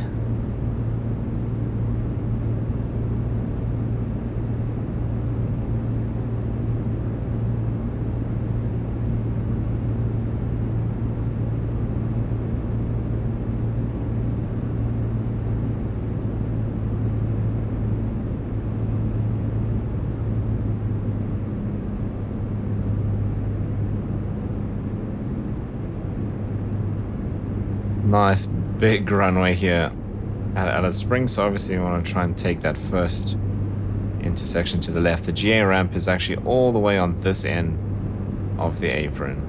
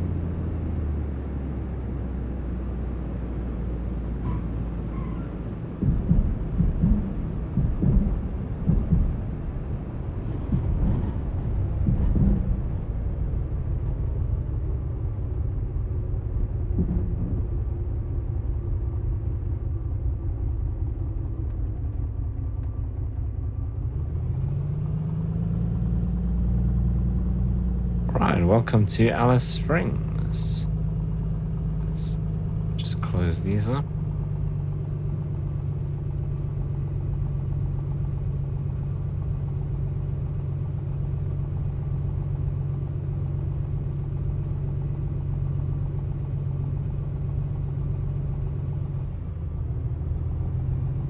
Right, fuel pump can come off, flaps can all come up. Landing lights off.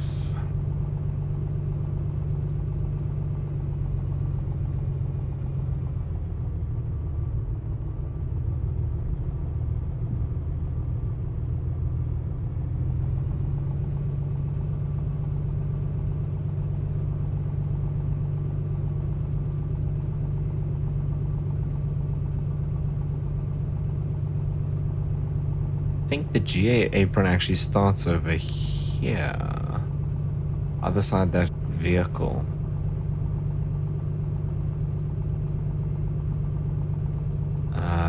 Okay, maybe it's a bit further than that. So we go past this little bit here, and then Foxtrot, we want to turn right, which is obviously that next sign over there. So we'll turn right there.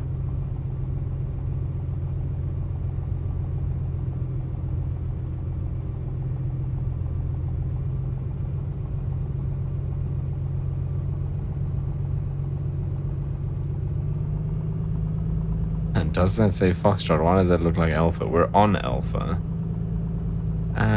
Okay, cool. It is labeled correctly.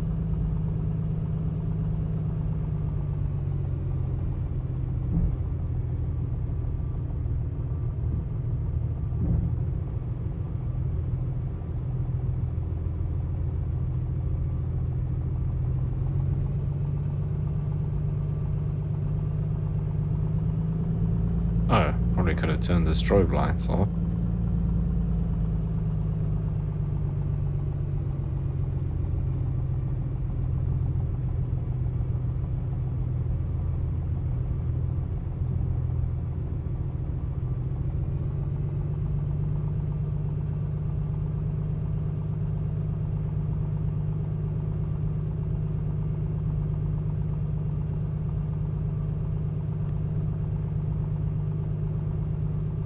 Okay, so this isn't actually a stand.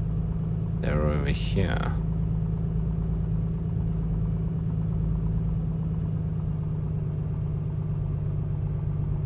This side doesn't have lines. So let's just take this one then.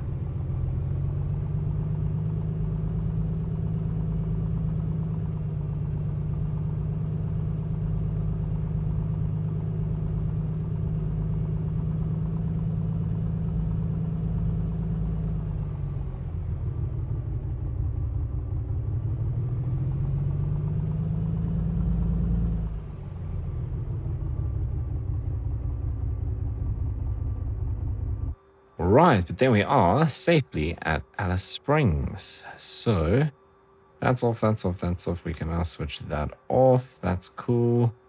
Those are closed. That's done. Right, then this guy can come off. Same as this. Hello, off.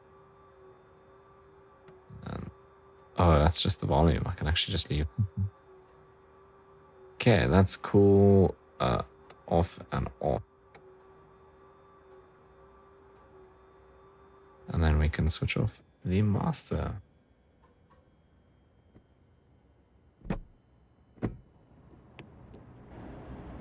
Right, there we go. Safely arrived at Alice Springs. So that's about 2 hours worth of recording time. So that's perfect for the length of this video.